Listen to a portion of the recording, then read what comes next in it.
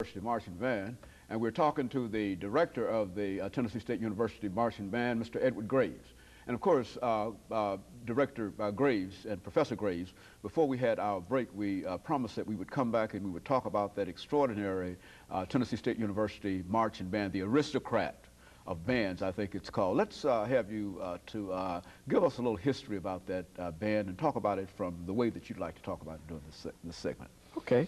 The band, as we know it today, had its beginning when Dr. Walter Davis, then president, brought Mr. Chavis in to organize a band.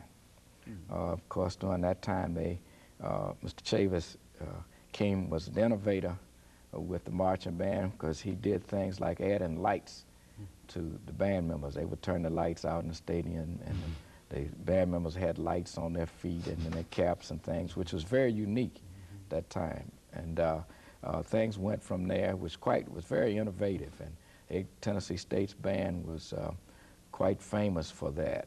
And at the time, they got a lot of national exposure by playing in the Capitol Classic in Washington, D.C.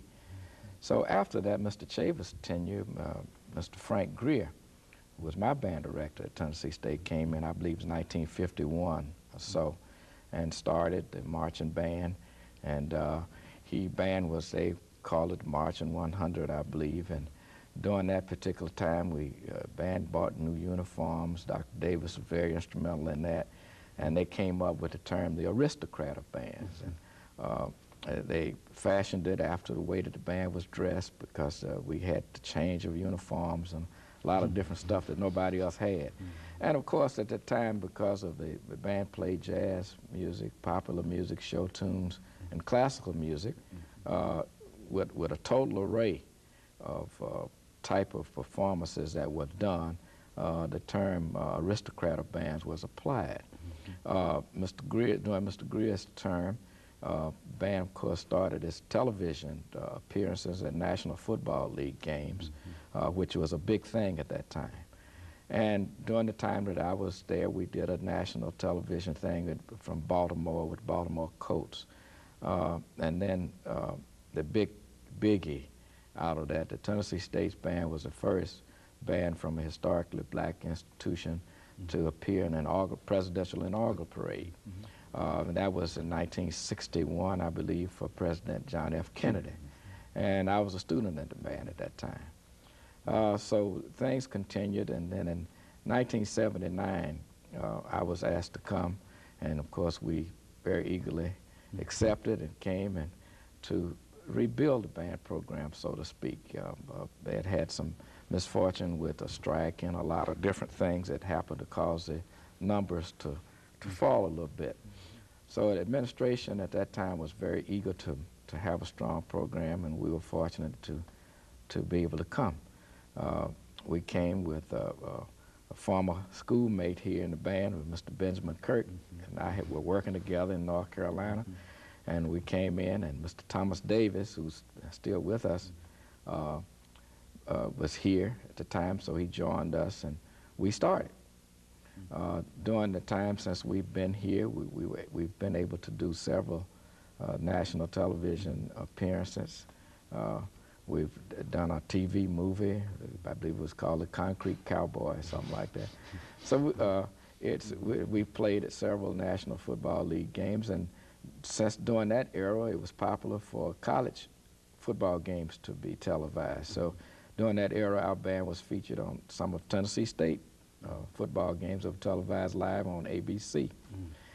We've been fortunate in 1984, our marching band was invited to participate in the Mirage Bowl in Tokyo, Japan, which was an outstanding opportunity for the band, the university, the students, and for the band directors, to be able to just, some of our students at that time had never been on a plane. Go to Tokyo. Go to Tokyo, a 12-hour nonstop flight. So it was an outstanding adventure for the students.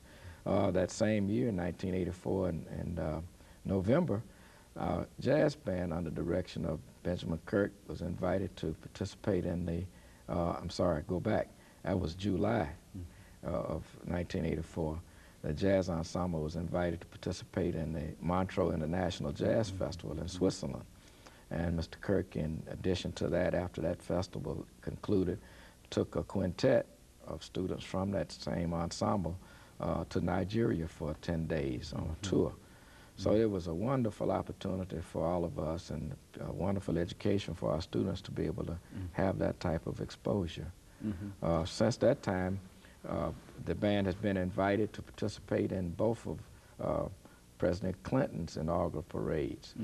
So it was 30 years after my participation as a student to be able to take the Tennessee State Band back as a director. So we haven't been able to come down off of that yet. It's still an outstanding opportunity. You know, I think that we have to admit that that there's a tremendous deficit in terms of finding enough students to participate in the band, which is to say that it's going to be difficult unless more and more young people are educated in music, that music does not hold the place that it once held.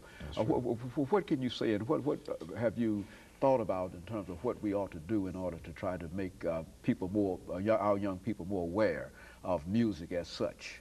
Well, one of the things that we do is to try to expose people to Tennessee State and through our travels with the band and the type of contacts that we try to make into public schools and to expose youngsters in all avenues or areas of the community to our program, hoping that if some youngster would see our band perform in their elementary school or in their high school, it might inspire somebody to want to do what they see our youngsters do. We've had some success with that, and we are constantly seeking places for our youngsters to participate in programs that might inspire some youngsters.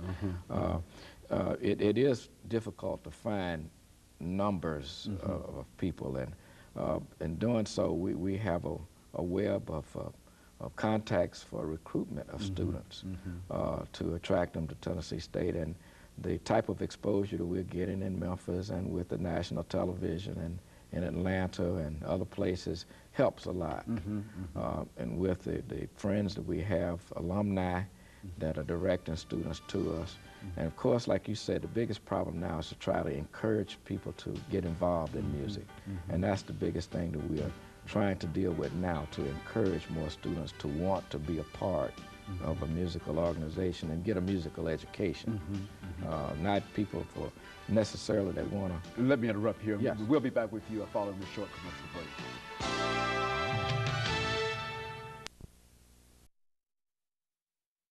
Marching band, Mr.